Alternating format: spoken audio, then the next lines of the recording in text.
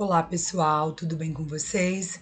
Bom, aqui é a professora Karine Fernandes de Língua Portuguesa, né? E eu tô aqui para dar continuidade na nossa matéria.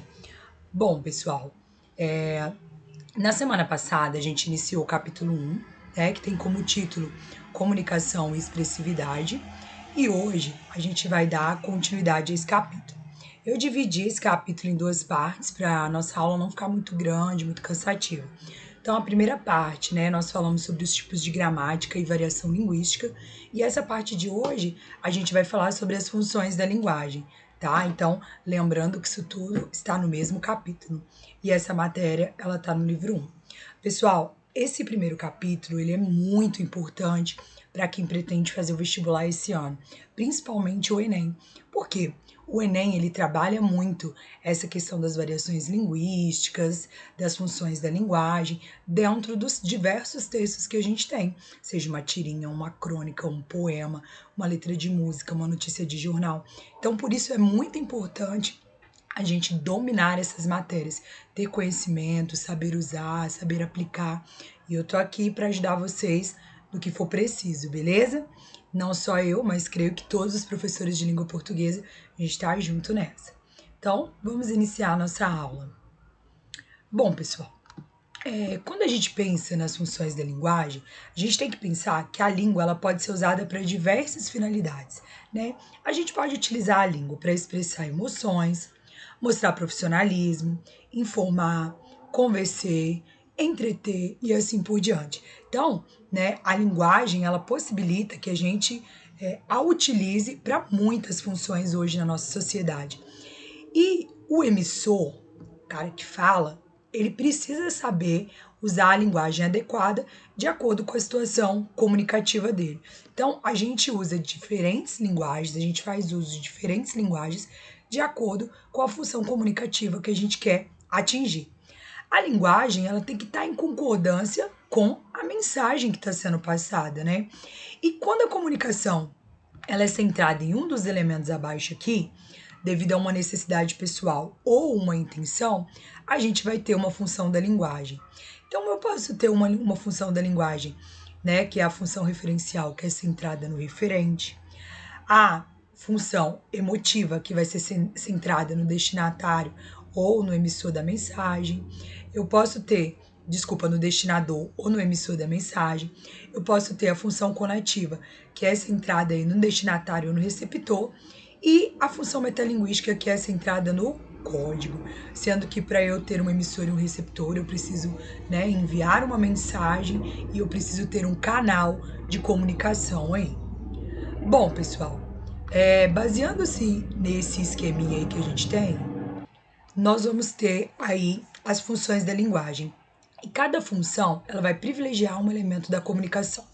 Então, eu tenho aquela função que ela é centrada no código, né? Lembrando que o código ele é um conjunto de signos, que podem ser escritos, visuais, sonoros, que são usados para transmitir a mensagem, né? Já que a gente se comunica por meio de signos linguísticos. Eu tenho a função da linguagem que é centrada no canal, e o canal ele é o meio que a gente usa para poder transmitir a mensagem. Eu posso ter a função da linguagem centrada na mensagem, que é a informação que a gente transmite durante o processo comunicativo. Eu posso ter a função da linguagem centrada no emissor, que vai ser aquele que vai estar enviando a mensagem. Nesse momento eu estou sendo a emissora, né, aqui nessa aula. Eu posso ter a função da linguagem centrada no receptor, que vai ser o destinatário ou interlocutor, né? Que é aquele que recebe a mensagem. Lembrando que quando eu falo em receptor, destinatário ou interlocutor, os três têm o mesmo sentido. Nesse momento, vocês são os meus receptores, destinatários ou interlocutores aí. E eu posso ter uma função da linguagem centrada no contexto ou no referente, que é o objeto ou situação a que a mensagem se refere. O que é isso? O assunto, qual que é o assunto que eu estou falando sobre? Então, nós iremos ver cada uma dessas funções da linguagem separadamente, com exemplos e todas as suas características aí. Bom, a função metalinguística, tá? É a primeira. Essa função ela é centrada no código. O que é o código? É a língua aí, né? São as palavras que a gente usa dentro de uma determinada língua para se comunicar. A linguagem, ela vai fazer uso da própria linguagem para tentar explicá-la. A gente fala a seguinte frase: o código pelo código. Vamos pensar no dicionário. No dicionário, nós temos palavras da língua portuguesa tendo seu significado explicado por meio de palavras da língua portuguesa. Então, ela é um exemplo de metalinguística, porque eu tenho a própria língua portuguesa explicando o funcionamento da língua portuguesa, assim como na gramática. Eu posso ter, por exemplo, um filme falando sobre o ato de fazer filmes, posso ter um teatro falando sobre fazer teatro. Então, sempre que eu tiver um desses elementos, eu vou ter uma função metalinguística aí, beleza? Então presta atenção nesse exemplo. Gastei 1 hora pensando em um verso que a pena não quer escrever. No entanto, ele está cá dentro, inquieto, vivo. Ele está cá dentro e não quer sair. Mas a poesia deste momento inunda a minha vida inteira. Então a gente tem um poema de Carlos Drummond de Andrade em que ele está falando sobre o próprio ato de se fazer poesia. Quando ele fala que ele gastou 1 hora pensando em um verso que a pena não quer escrever, ele está falando, né? Ele pensou aqui num verso para uma poesia, só que a pena se recusa a escrever, mas o verso ele está ali dentro dele. Então é um poeta falando sobre o próprio ato de se fazer poesia. Por isso que nós temos aqui a função metalinguística. Bom, a função fática ela é centrada no canal. Então ela vai visar o quê? A interação entre um emissor e um receptor. Ela pode estabelecer, prolongar ou interromper o processo comunicativo, beleza? Então, por exemplo, saudações. Quando você liga para alguém e fala alô, você tá o quê? Iniciando aí um processo comunicativo, né? Por isso a gente chama de função fática. Ou quando você vai desligar, que você fala tchau, que você vai sair de algum lugar que você fala tchau e se despede, a gente está encerrando o processo comunicativo. Então, uma função fática é aquela tentativa de se estabelecer, encerrar, prolongar uma comunicação. Veja esse exemplo, pessoal. A gente, né, quando entra no elevador e tem alguém, ou a gente já está entre a pessoa, fica aquele clima, né? E aí a gente, bom dia. Às vezes tá demorando o elevador, né, a chegar no nosso destino, a gente fala, ih, parece que vai chover. Aí a pessoa responde, tá muito quente hoje. Então isso aqui são tentativas de estabelecer o quê? Comunicação. Então por isso que elas fazem parte da função fática. Diálogos, conversas ao telefone, são sempre bons exemplos, né, de função fática aí que nós temos. Nós temos também a função poética ou conativa. Bom, essa função, gente, ela é centrada na mensagem que está sendo enviada. E para a gente ter essa função, a gente pode fazer uso de diferentes recursos estilísticos, já que ela está presente em sua maioria nos textos literários, né? Onde que a gente encontra muito a função poética? Letras de músicas, poesias, ela está bem presente. A gente vai ter presença de figuras de linguagem, combinação sonoras, de imagens e assim por diante, porque são todos recursos estilísticos. A pessoa que vai escrever uma música, ela tem que pensar num determinado ritmo, a música tem que ter determinadas rimas. Então, aquele cara, na hora de escrever, ele tá trabalhando a mensagem dele. Quando eu penso, pô, janela tem que rimar com panela, então ele tá trabalhando a mensagem. Pô, eu tenho que ter uma rima terminada em ela, janela, panela. Né? Então, essa preocupação com a mensagem, né, em como a mensagem vai chegar trabalhada, ela é a função poética ou conativa. Aí eu coloquei um exemplo aqui para vocês, ó, que é um poema de Luiz de Camões. O amor é fogo que arde sem se ver, é ferida que dói e não se sente, é um contentamento descontente, é dor que desatina sem doer. Então percebam que aqui ele teve a preocupação, quando ele fez o verso dele, em, né, ter uma rima no final, ó. Sente, descontente, ver, doer. Ele começou sempre com o aqui. Então a gente tem a presença de rima, tem a presença de figura de linguagem. Por quê? Ele trabalhou a mensagem dele, já que é uma poesia. Poesia não vem embaixo e você escreve, você trabalha aquela mensagem ali, né, dentro do seu papel. Nós temos também, pessoal, a quarta função, que é a função conativa ou apelativa. Essa função ela é centrada no receptor, né, naquele que vai receber a mensagem. E ela é elaborada pensando sempre nele. Tudo que é feito é pensando, poxa, como que aquela pessoa vai receber, como que tem que ser essa mensagem, para que tipo de público que é, e assim por diante. Ela pode ser usada para convencer, para conscientizar, para sensibilizar e assim por diante, para comover. Ela normalmente vai apresentar verbos no imperativo, já que ela quer convencer, ela vai dar uma ordem, pronomes de segunda pessoa, que é a pessoa com quem eu falo, ou de tratamento, né? Quem eu estou tratando nesse momento, e uso de vocativos. É bem fácil da gente identificar um desses aqui dentro dela. Um exemplo é a propaganda. Toda propaganda que é feita, ela é pensada no destinatário. Elas pensam na questão financeira, se é homem ou mulher. Qual é o objetivo da propaganda? É vender um produto. Então eu tenho que trabalhar o meu público para o qual a minha propaganda vai se destinar, entender o meu público e criar a minha propaganda pensando no público que vai recebê-la, beleza? Então olha esse exemplo aqui de uma propaganda, opa, de uma propaganda da Bombril. 1. Compre. 2. Cadastre. 3. Concorra. Então, compre produtos da família Bombril, cadastre a nota fiscal e os códigos de barras no site, concorra a prêmios na hora, com a campanha virtual, com a limpadinha virtual. Desculpa, gente. Então, olha a presença das características dessa função. O compre, o cadastre, o concorra, são todos verbos que estão dando uma ordem, porque a propaganda ela tem essa característica de dar uma ordem para a gente. Aumente suas chances. Compre limpar o multiuso ou limpar o perfumes. Então, mais um verbo aqui no imperativo. Então, é uma característica, né? Essa propaganda aqui, ela foi pensada, ninguém fez ela do nada. Ela foi pensada conforme aí o público que eles gostariam de atingir, beleza? Bom, outra função que nós temos é a função expressiva ou emotiva. Essa função, ela é centrada no emissor, do cara, né, que vai enviar a mensagem. Ela pode expressar sentimento, emoção e opinião. Ela é subjetiva, ela possui caráter pessoal, porque todo emissor vai pensar igual? Não, cada emissor aí vai pensar a sua maneira, a sua forma. Por isso que a gente fala que ela tem um caráter aí, nesse caso, né, pessoal. A gente encontra o que na função expressiva ou emotiva?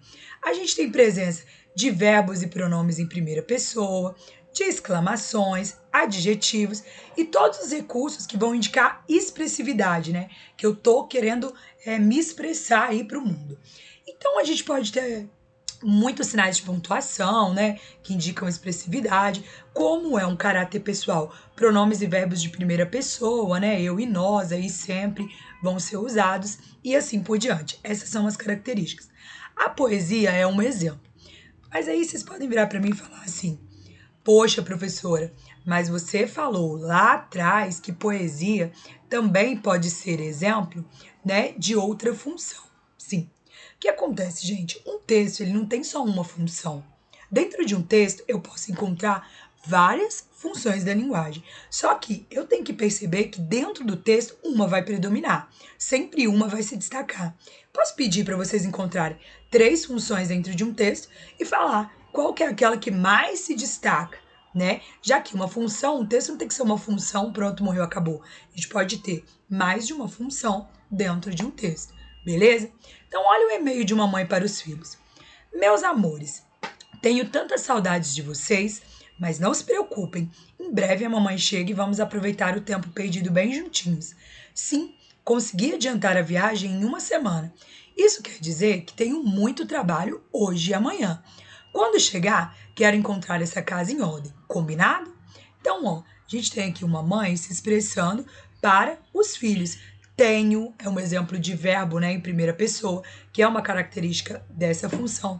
O uso excessivo dos sinais de pontuação, né, que são recursos aí que indicam expressividade. Então, tudo isso faz mostrar que tem um caráter pessoal. Então, por isso, é a função expressiva ou emotiva. Bom, pessoal, e por último, né, nós vamos ter aí, não menos importante, tá? A função referencial ou denotativa.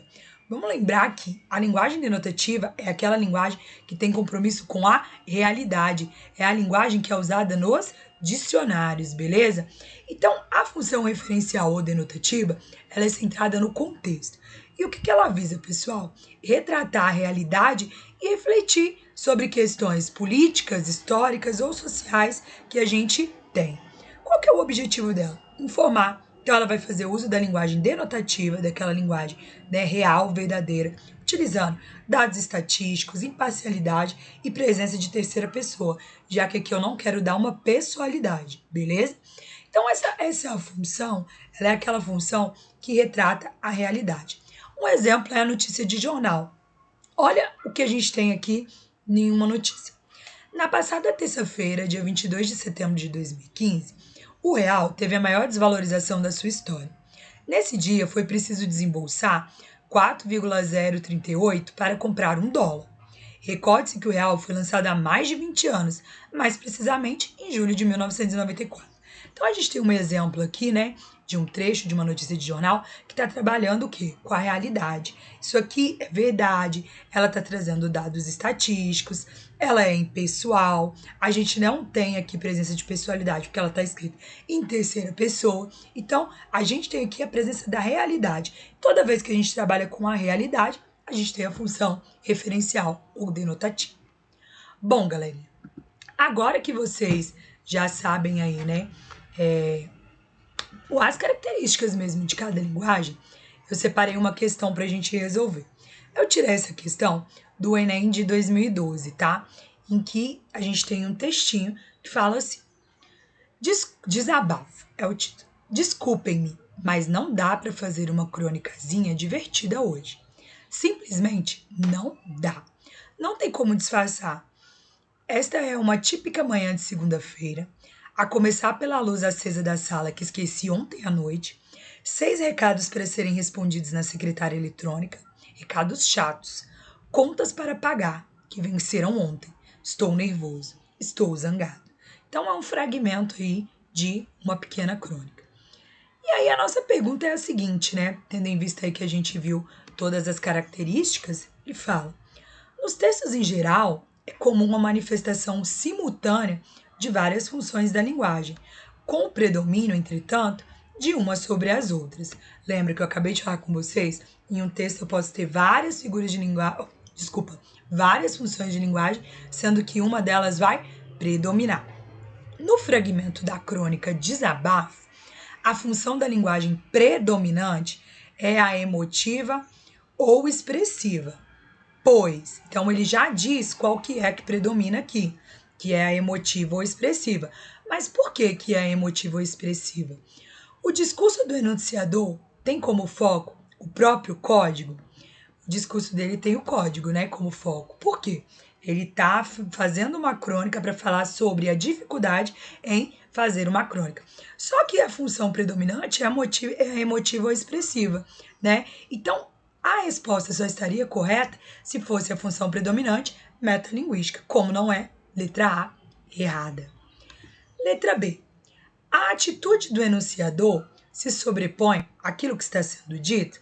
Percebam, ele começa a expressar o sentimento, as emoções dele, tudo o que ele está sentindo que o impede de fazer o quê? De sentar e fazer a crônica divertida dele.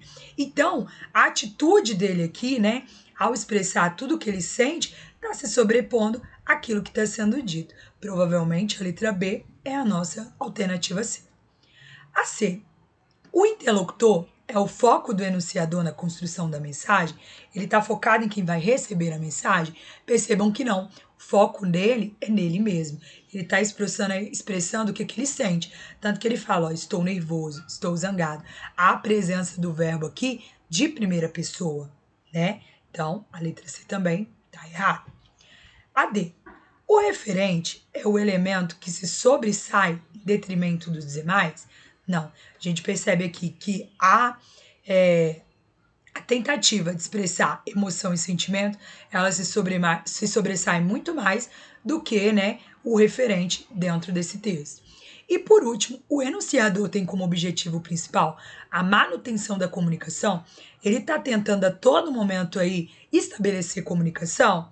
Percebam que não, né? Então a nossa resposta correta é a letra B. A atitude dele está se sobressaindo aquilo que está sendo dito. A principal função dele aí é expressar as emoções e sentimentos dele. Bom, pessoal, nossa aula de hoje foi essa. Eu espero que vocês tenham entendido um pouquinho sobre função da linguagem, tenham entendido todas as funções. Qualquer problema, qualquer dúvida que vocês tenham, vocês podem, né, contar comigo, que eu tô aqui para ajudá-los, né?